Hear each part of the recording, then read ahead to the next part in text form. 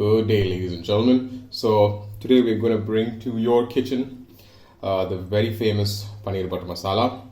So we're going to start with a generous knob of butter because it's Paneer Butter Masala.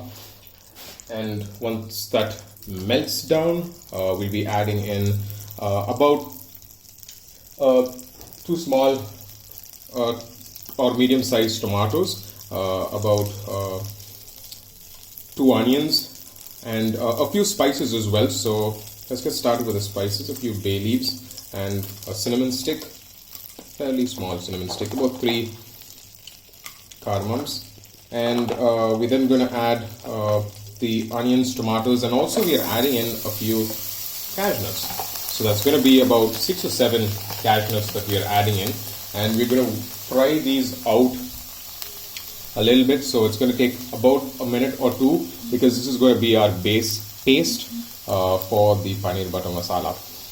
So it should take about 2 minutes. Make sure you keep the heat on medium and not on very high because the butter will get burnt. So just give it about 2 or 3 minutes, and this should be where you'd want it to be, which is the onions should be fairly softened, translucent, and the tomatoes should be a little mushy. So just be patient with it. So while this is cooking, you can add about half a teaspoon of salt so that it helps the onion caramelize a little quicker. So the key here is to be patient, so please be patient. Right now, so we are adding in about a teaspoon of ginger garlic paste, just so it fries along and you don't get the raw taste from it. So just cook this out for another minute or two, and we should be ready to put them in the mixie and get it ground to a fine puree. Alright, so it's been about a minute and a half now, and this is about the consistency we want it to be, nice and mushy, the tomatoes, so there's no raw taste, and also the ginger garlic paste as well. So we're going to turn the stove off, and we're going to keep this for about 15 to 20 minutes, maybe under the fan, just for it to cool before we put it into the mixie. So in the same pan, we're going to add a knob of butter. So Paneer Butter Masala, you can't make it with oil, you got to make it with butter. So once you get the butter in and the butter is melted really well, it's supposed to be on medium, please don't put it on high flame. We're then going to add in this yummy puree. So this is what we've just sauteed, and you are going to cook this for about 2 minutes. Smells very aromatic. So you're going to cook this for about 2 minutes, so that any raw flavor or smell that's in there vanishes.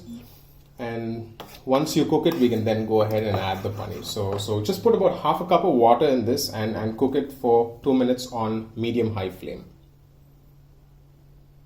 So just make sure to balance out the sourness from the tomatoes. You add probably 1/4 teaspoon of sugar, or we are using jaggery, and this is completely optional. We are adding this to almost all of our dishes due to the COVID-19 situation. So a 1/4 teaspoon of turmeric. Something that you have to put in is your garam masala, so about half a teaspoon of garam masala. And it's advisable to use Kashmiri chili powder here. So note that we have not used whole red chilies or green chilies. We are using only this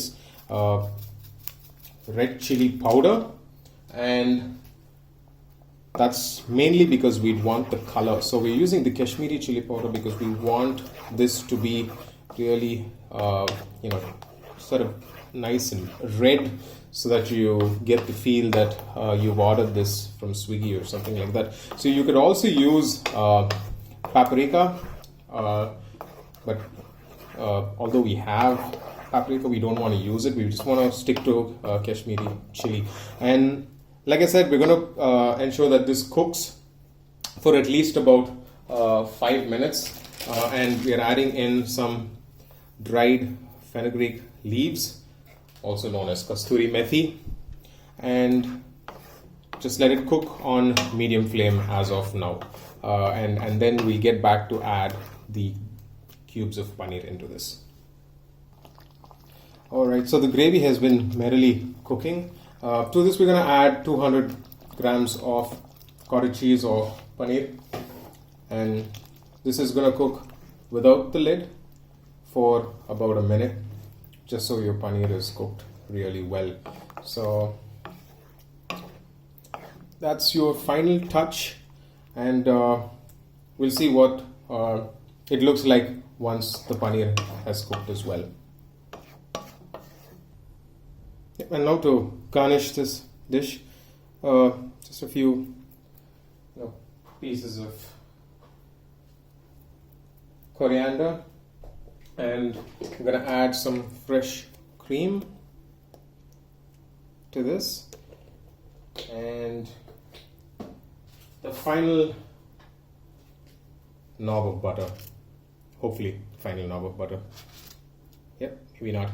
Yep. So this base that you use, the one that you're going to be grinding, that base can be used in multiple recipes. It can be used with cauliflower, it can be used with chicken, it can be used with malai kofta. So there's a variety of things that you can do with it, not just your paneer butter masala. So that base is really that tomato puree with onions and cashew nuts is really with the spices as well, is really the base for a lot of your dishes. So please do try this at home, and let us know how it came out. We'd love to hear from you.